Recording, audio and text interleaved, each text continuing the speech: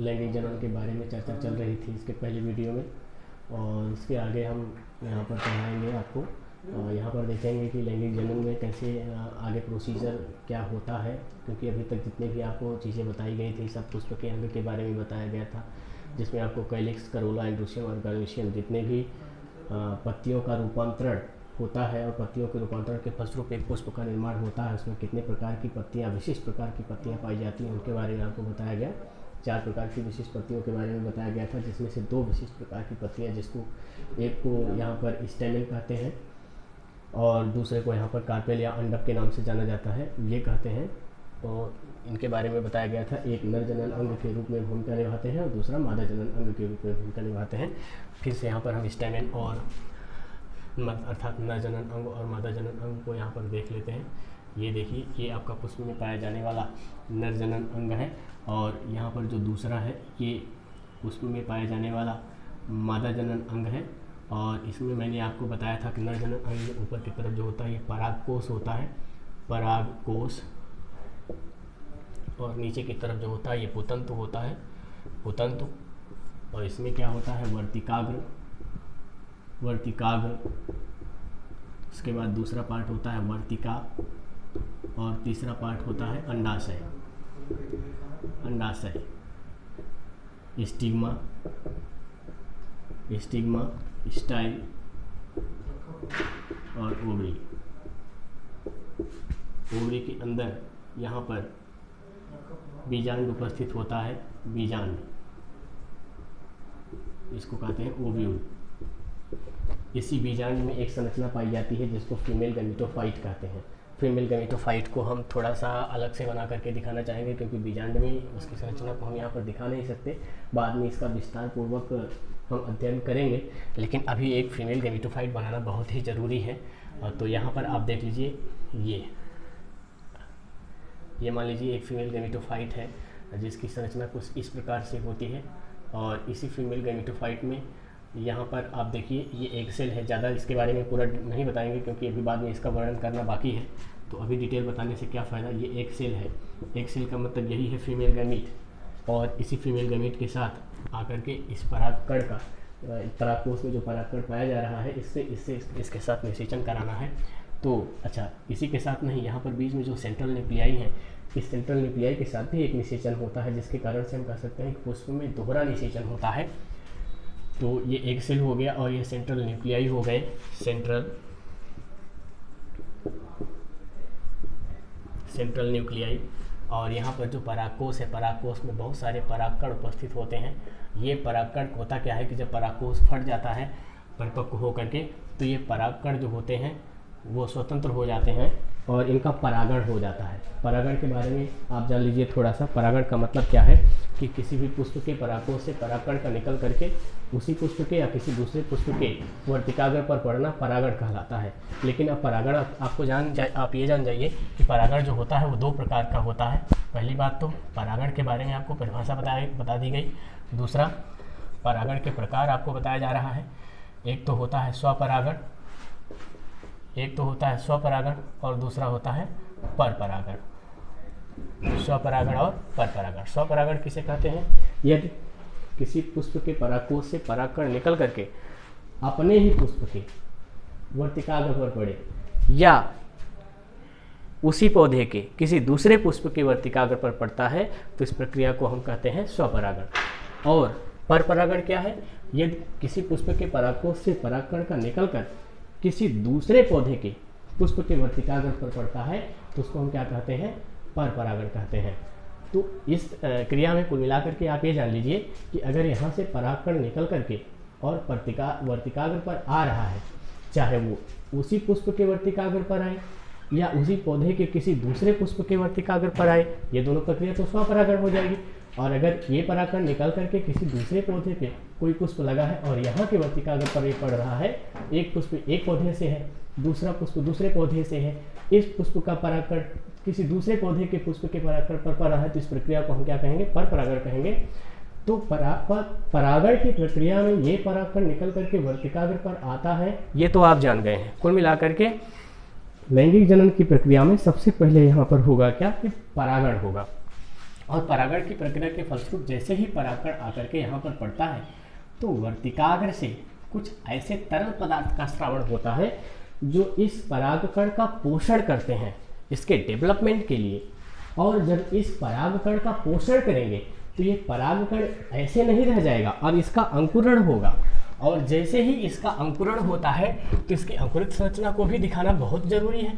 अब यहाँ पर आप इसके अंकुरित संरचना को भी देख लीजिए। ये परागकण कुछ इस रूप में परिवर्तित हो जाएगा और यहाँ पर आप जान लीजिए, यहाँ पर 2 गैमीट बनेंगे, नीचे की तरफ 2 गैमीट बनेंगे। यहाँ पर इसके गैमीट को क्या बोलते हैं? Egg cell. और यहाँ पर ये जो बन रहे हैं इनको स्पर्म्स कहेंगे, स्पर्म्स। ये 2 स्पर्म बन गए हैं।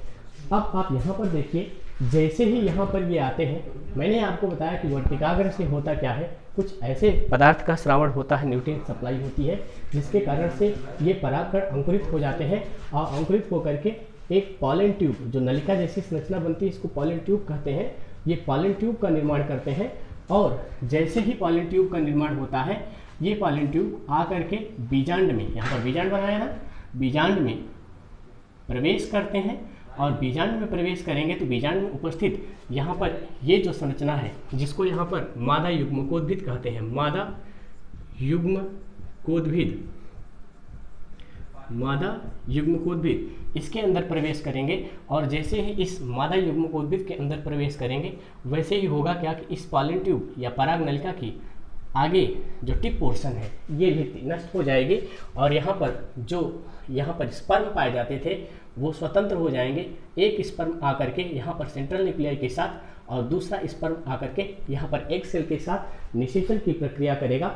जैसे ही सेंट्रल न्यूक्लियाई के साथ स्पर्म निषेचन की प्रक्रिया करते हैं वैसे ही ये सभी आपस में फ्यूज होकर के एक हो जाते हैं और एक होकर के अब ये क्या बनाएंगे? इंडोस्पर्म न्यूक्लियस का निर्माण कर लेते हैं। किसका निर्माण कर लेते हैं? Endosperm nucleus. कहने का मतलब भ्रूण पोष केंद्रक, इसको हिंदी में क्या कहेंगे? भ्रूण पोष केंद्रक का निर्माण कर लेते हैं, भ्रूण पोष केंद्रक। अच्छा, एक बात तो दिमाग में ये आ रही होगी कि अगर ये संरचना मादा युग्मकोद्भिद के नाम से जानी जाती है तो ये संरचना जब विकसित हुई तो इसको किस नाम से जानते हैं? ये नर युग्मकोद्भिद के नाम से जानते हैं, नर युग्मकोद्भिद। कुल मिलाकर के परागकोश में जो परागकण पाया गया वो वर्तिकाग्र पर पड़ते ही नर युग्मकोद्भिद का निर्माण करता है और ऐसे नर युग्मकोद्भिद में एक पॉलन ट्यूब पाया जाता है और 2 स्पर्म इसमें उपस्थित रहते हैं। ये पॉलन ट्यूब बीजांड में प्रवेश करके मादा युग्मकोद्भिद में प्रवेश करता है, अर्थात बीजांड से होते हुए मादा युग्मकोद्भिद में प्रवेश करता है। जैसे ही मादा युग्मकोद्भिद में प्रवेश करता है इसका टिप पोर्शन मतलब अग्र सिरा नष्ट हो जाता है और सभी स्पर्म स्वतंत्र हो जाते हैं। एक स्पर्म सेंट्रल न्यूक्लियाई के साथ तथा दूसरा स्पर्म एक्सेल के साथ निषेचन की प्रक्रिया करता है। सेंट्रल न्यूक्लियाई के साथ निषेचन की प्रक्रिया के फलस्वरूप एंडोस्पर्म न्यूक्लियस या भ्रूण कोष केंद्रक बनता है तथा एग सेल के साथ निषेचन की प्रक्रिया के फलस्वरूप यहाँ पर क्या बनेगा आप जानते हैं, जाइगोट बनता है और जाइगोट से फिर भ्रूण का निर्माण हो जाता है।